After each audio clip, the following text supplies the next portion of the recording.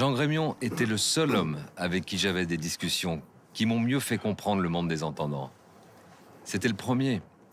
Avant, quand d'autres entendants essayaient de m'expliquer, je ne comprenais pas et j'étais perpétuellement dans le conflit. Lui, il m'a apaisé face aux entendants, en m'expliquant les choses simplement. Enfin, quelqu'un qui avait tout compris, un homme rare. Il était cultivé, il avait voyagé dans le monde entier, il avait une grande expérience, et c'est pour ça qu'on lui a donné ce nom, l'Ange. Ouais, l'Ange.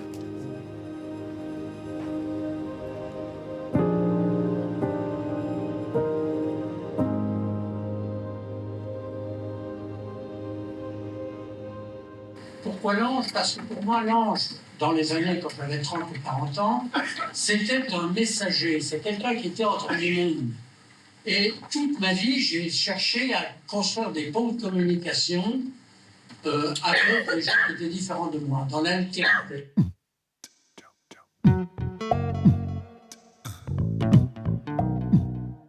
Très jeune professeur de philosophie dans un lycée de Dijon, puis acteur et metteur en scène de théâtre expérimental, Jean Grémion parvenait à mettre en lumière ce que les autres ne percevaient pas. Il fut ainsi l'un des premiers à comprendre que les sourds avaient été mis à l'écart pendant près d'un siècle et qu'ils devaient sortir de l'ombre.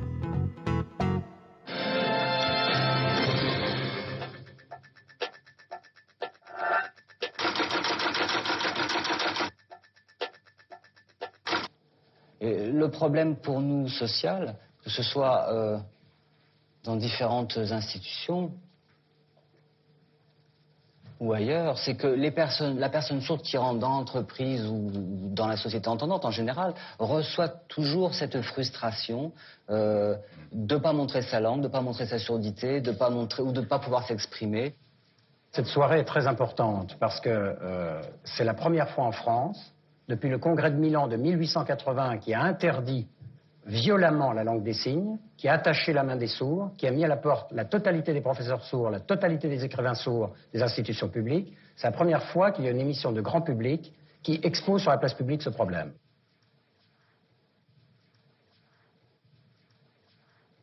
Là, ce soir, il y a un équilibre, on peut enfin s'exprimer, mais c'est une situation presque artificielle. C'est vrai que, par exemple, on manque d'interprètes partout dans la vie de tous les jours, et on a donc ces frustrations permanentes.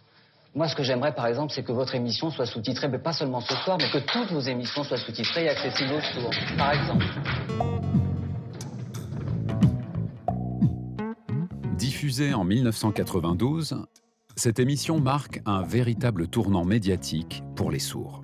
Mais si 15 ans auparavant, Jean Grémion ne s'était pas engagé auprès de nous, sans doute serions-nous toujours considérés comme des citoyens de seconde zone.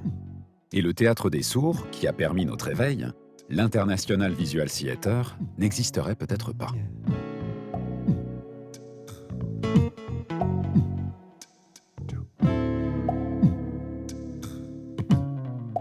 J'étais au Festival mondial de Nancy, qui était le plus grand festival de théâtre du monde, et le directeur de l'époque, qui était Jacques Lang, il m'a demandé d'aller aux États-Unis, parce que je parle l'anglais, j'avais vécu aux États-Unis, m'ont demandé d'aller chercher des troupes pour les inviter à ce festival.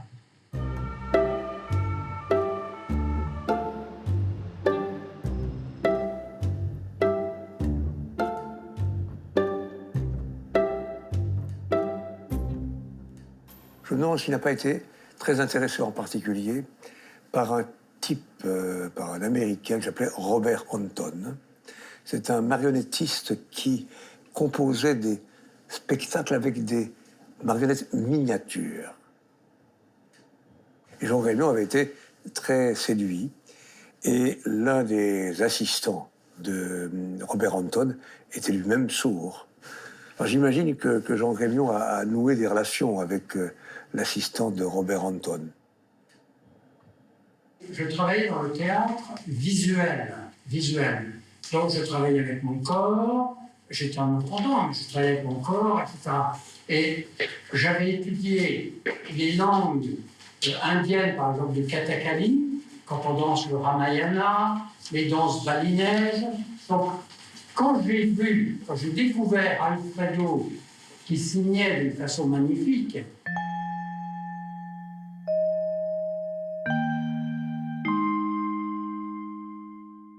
parlait avec des gestes qui étaient comme un prince italien. Tout était très enchaîné. C'était une langue corporelle naturelle pour lui.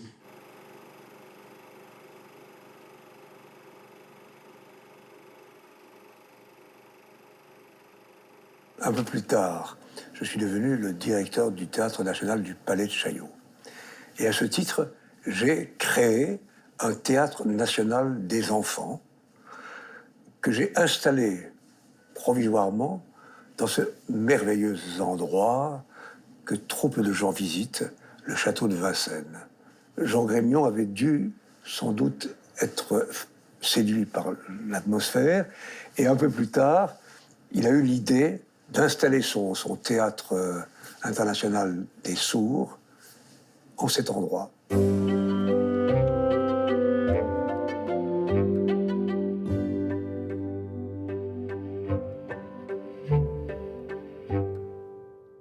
Il s'est entêté, il s'est acharné, il s'est bagarré pour faire exister cette compagnie théâtrale. C'est ainsi que naît en 1976, au château de Vincennes, IVT, l'International Visual Theatre, qui va permettre à des sourds de se réunir et de prendre conscience de leur identité linguistique et culturelle.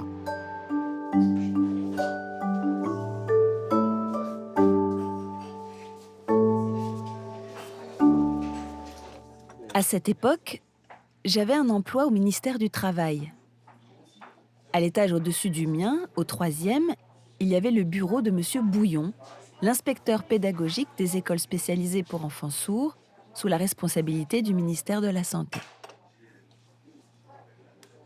Je suis souvent allée le voir parce que je voulais obtenir une formation, apprendre le français, passer mon bac par correspondance. Et à chaque fois, il me répondait « C'est impossible, vous êtes sourde ». Ça me mettait en colère. Et puis un jour, Alfredo Corrado et Jean Grémion sont venus voir M. Bouillon pour lui demander s'il avait une liste d'enfants et d'adultes sourds. En fait, à l'époque, c'était difficile de rencontrer des sourds. Et il a eu l'idée de me les envoyer. Là, dans mon bureau, ils me racontent qu'ils veulent rencontrer des sourds, qu'ils ont des projets et d'autres choses en tête. Moi, je n'ai pas bien compris ce qu'ils cherchaient. Quand Jean nous a dit « Moi, je suis entendant », mais ne vous inquiétez pas, je ne vais pas vous opprimer. On va discuter en langue des signes. Ça va aller. Nous, les sourds, on n'en revenait pas. On n'avait pas compris, tu te souviens? Mais pourquoi il nous parle d'oppression? On ne comprenait pas. Pourquoi il parle d'oppression? On s'est dit, mais nous, on vit comme tout le monde. On a un boulot, une maison, on est libre d'aller et venir. Et Jean, il nous parle d'oppression. Après ça, on s'est mis à réfléchir. Je n'oublierai jamais cette période. On venait tous les soirs. Après notre journée de travail, on faisait l'effort de venir jusqu'au château de Vincennes. On se retrouvait là tous les soirs, à 6 heures, tout stressés à l'idée d'être en retard. Et là, on se posait, assis en cercle, des bougies posées devant nous, on se mettait en tailleur et les yeux fermés, on se recentrait sur soi. Et puis ensuite, chacun prenait la parole, on parlait de nos vies, de la discrimination qu'on subissait au travail, des remontrances continuelles, on en avait marre. En fait, on vivait tous la même chose. Voilà, ça se passait comme ça. C'était formidable. Et Jean nous disait, voilà, c'est ça qu'il faut faire, c'est ça qu'il faut montrer, tout ça, votre vécu. Mais moi, je n'osais pas, ça me gênait. Mais il insistait. Il nous a fallu du temps, chacun apportait son témoignage, et c'est à partir de toute cette matière qu'on a monté la pièce Crochet fermé.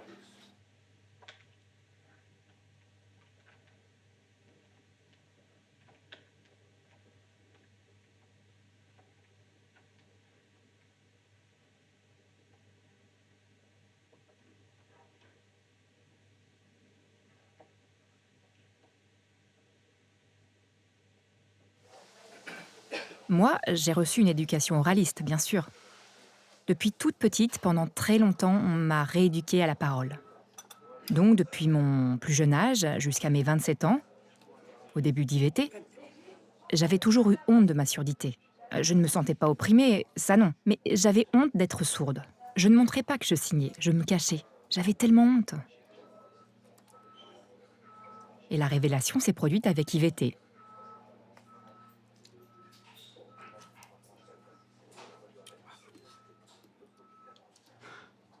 Là, j'ai commencé à découvrir mon identité. C'était fini. J'ai arrêté de me soumettre. Je pouvais enfin être fière de ma langue. Parce que la langue des signes, c'est tout un art. Et j'en étais vraiment fière. Pour tout ça, je remercie infiniment Alfredo et Jean Grémion.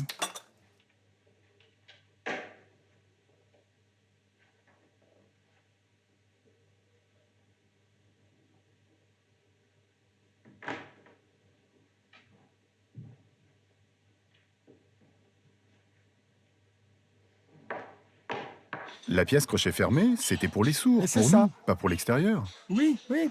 Le titre crochet fermé symbolisait l'entre-soi. Ce n'était pas pour les autres. Il fallait rester centré sur nous pour retrouver notre dignité. On a enchaîné avec la pièce crochet ouvert. Et là, on s'adressait à tous. Pourquoi ce titre, crochet ouvert? C'est venu des entendants qui voulaient absolument savoir comment on se moquait d'eux. Les entendants se tordaient de rire. Ça leur faisait du bien. Ah bon, c'est comme ça que vous nous voyez? On était dans le partage. Et ça a créé un pont entre nous. On avait subi leur moquerie. Là, c'était leur tour. On était à égalité. Les entendants ont découvert la langue des signes grâce à notre théâtre, comme s'ils ne l'avaient jamais vue avant. C'est vrai que nous, dans la rue, on ne signait pas. On ne voulait pas être traités de singes, on se taisait. Pour eux, le théâtre en langue des signes, c'est comme de la danse indienne avec ses gestes. Vous êtes bien gentils, mais la langue des signes est interdite dans les écoles. Les enfants sourds en sont privés. Puisque vous trouvez la langue des signes si belle, vous n'avez qu'à militer avec nous, participer à notre combat pour l'école. Pourquoi vous ne l'apprendriez pas, puisque vous la trouvez si belle? Pourquoi me regardez-vous comme un animal ou un débile?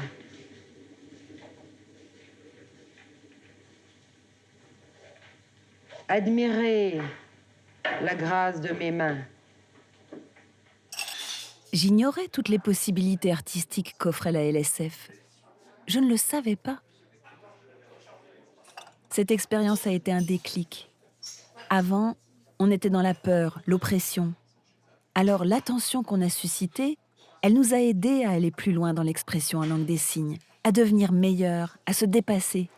Et c'est comme ça que c'est parti.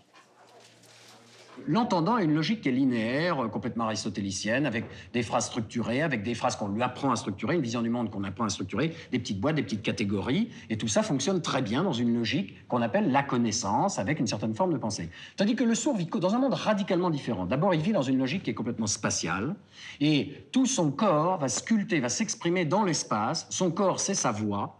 Et donc, c'est le mouvement du corps, la position, la chaleur du corps, la façon dont il regarde l'autre, la façon dont il utilise son espace, la rapidité, la lenteur, les souffles. Tout cela va créer son langage et son rapport au monde.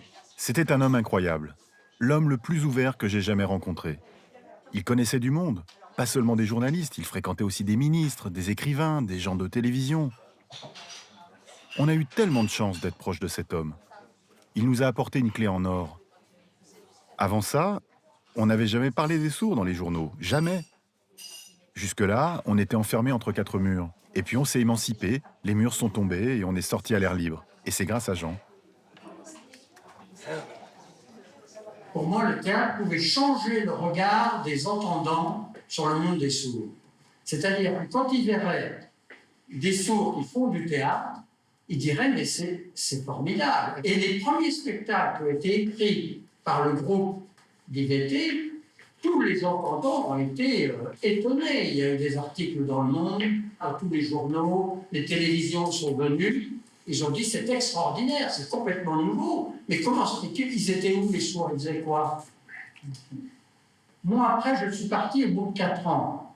Au bout de 4 ans, j'ai donné IVT. Après, c'est Thierry Junot, ça a continué. Mais moi, après, j'étais devenu un journaliste, un reporter, beaucoup dans des grands journaux, etc. Donc, après, je ne me suis plus du tout occupé d'IVT. J'ai disparu.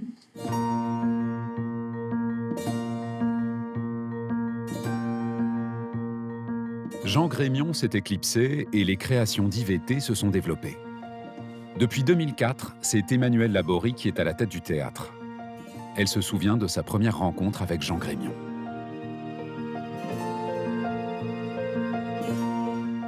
Moi, j'ai une image très forte en tête.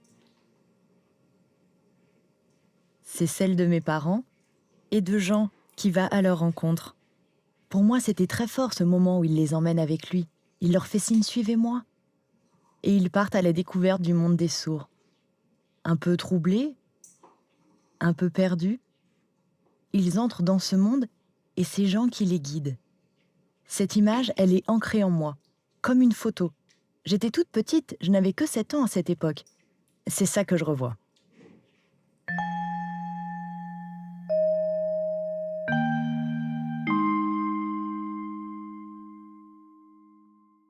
C'était un bel homme. Il aimait prendre la parole.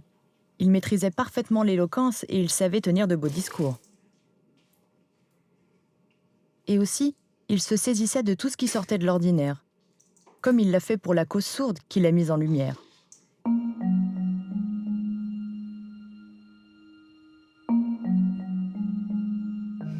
Pour moi, s'il n'y avait pas eu Jean, et Alfredo Corrado, bien sûr, puisqu'ils travaillaient ensemble, il n'y aurait jamais eu IVT. Il n'aurait pas pu voir le jour. C'est grâce à Jean qu'IVT est né.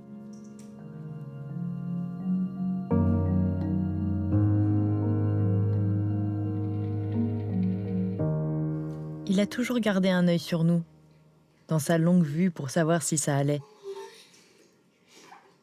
Même s'il poursuivait sa route par ailleurs, il s'assurait toujours que ça se passait bien dans la communauté sourde, que ça avançait bien, et IVT aussi. Il est toujours resté attentif.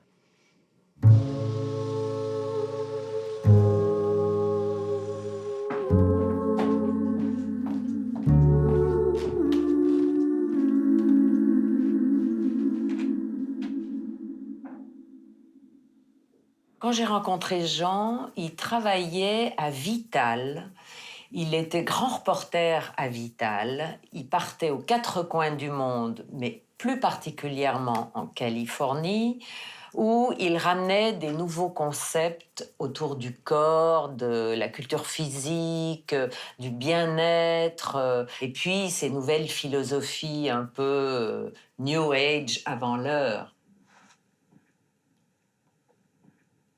Il était curieux de nature. C'est un vrai journaliste, un philosophe, mais surtout un journaliste. Et il défrichait les choses comme ça, les phénomènes. Et Vital l'avait très bien compris, et beaucoup de journaux, sachant qu'il allait regarder les choses différemment, aller plus loin et avoir les antennes toujours en alerte.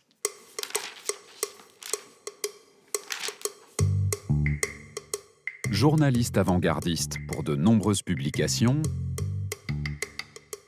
directeur du magazine Lui, réalisateur de documentaires et écrivain, Jean Grémion était un électron libre. La planète des sourds, qui retrace l'histoire de notre communauté, sera son premier livre. Ce qui le fascinait chez les sourds, c'était leur extraordinaire expressivité. Il adorait la langue des signes, il estimait qu'elle était sans tabou. Aucune hypocrisie comme ce que nous avons, nous, dans notre verbe et nos verbiages. Ce qu'il admirait chez les sourds, c'était ce truc de immédiateté et de spontanéité visuelle, parce que avec la langue des signes, vous dites les choses qui concernent la sexualité, la sensualité, le connard là-bas, la saleté ici. Bref, les choses sont carrées, claires, immédiates. L'entendant très vite, qui a supprimé le toucher, l'olfactif, le visuel, qui a détruit son corps pour en faire une espèce de momie occidentale, n'a laissé que la parole et l'audition, tandis que le sourd, lui, vit dans un monde qui est de vraie communication, de cœur à cœur, de toucher à toucher, de corps à corps. Et je crois que si on pouvait prendre une image qui est la plus juste, je crois que quand 2 sourds se parlent, c'est vraiment comme quand 2 personnes font l'amour, c'est-à-dire que c'est un discours corporel avec une progression du langage dans le corps, de même qu'il y a une progression du langage dans la vue. Quand 2 sourds se regardent dans les yeux, par exemple, ils expriment 1 milliard de choses. Nous ne savons pas exprimer cela. Chez Jean, la dimension sensuelle était importante. Tout faisait sens et sensualité. C'est-à-dire que c'était un jouisseur, il adorait manger, boire, faire l'amour, séduire. Bien sûr que tout le monde lui a demandé « alors t'as baisé avec des sourdes ?» Forcément. Et il se faisait un plaisir de dire « mais bien sûr » et voilà comment ça se passe et tout. Et l'absence de tabou existe aussi dans le domaine de la sensualité, etc., etc. Il n'évacuait pas du tout ces questions-là. Je lui demandais « et les femmes alors ?» Il disait « ah oui, j'aime les femmes, c'est important, c'est bon pour la santé !» Oui, c'était un sacré dragueur. Je l'oublierai jamais. Ah oui, les femmes, c'est important, c'est bon pour la santé. Et il le disait avec un air grave, une expression très sérieuse. Beautiful, you are beautiful. Ce qui me faisait rire chez Jean quand il signait, c'est quand il faisait le signe oui, maladroitement comme ça. Oui, yes, en secouant la tête. Qu'est-ce qu'il me faisait rire. On aurait dit le mime Marceau. Il mélangeait le signe oui et yes. J'imitais sa démarche, j'imitais sa façon de signer, de hocher la tête. Good idea, intéressant, interesting, comme ça, interesting. Interesting, ah oui. Sa façon de signer, j'aimais tout chez Jean, j'adorais l'imiter. Vous savez, Jean avait rencontré beaucoup de monde dans sa vie. Mais nous, les sourds d'IVT, c'était une passion, ça faisait partie de lui. Il aimait échanger avec nous, il trouvait que c'était plus chaleureux. Quand je lui demandais « Toi qui as tout vu, tu penses quoi des sourds ?» « Ah, j'aime les sourds, ça oui, je les aime. Vraiment, je les aime. »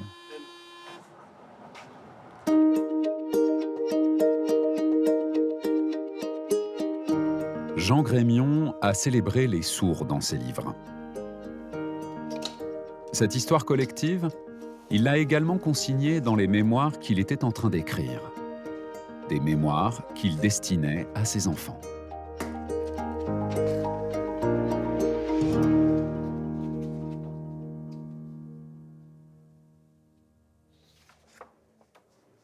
Le château est devenu une ruche. Il attire à présent autant de sourds que d'entendants. Le fait que les entendants ils seront capables de s'exprimer dans la langue des sourds. L'idée de former des interprètes, je crois, il y avait aussi à l'origine, dans le projet. C'est à moi qu'échoua le travail général de l'organisation du projet. Je sais que parfois, il était fier de certains morceaux, il voulait nous les montrer, ou alors il nous racontait l'histoire, et nous, on ne réagissait pas forcément, et du coup, il était là, je vous raconte des histoires incroyables, et vous en avez rien à faire et tout. Il était un peu là, bon, je sais pas pourquoi j'écris ça parfois et tout, mais il savait qu'on les lirait un jour, c'est sûr. La période du travail avec les sourds, il en parlait quand même assez souvent, dans les repas de famille, ou même à nous de temps en temps. On disait qu'il radotait, mais c'est vrai que je pense qu'il était assez content d'avoir apporté cette contribution et d'avoir... Ouais. Bah, c'était une de ses grandes fiertés, c'était d'avoir pu créer ce théâtre et aussi aider les sourds, sachant que la langue était interdite à ce moment-là. Enfin, d'avoir aidé à ce que la langue des signes se diffuse. Ouais, voilà.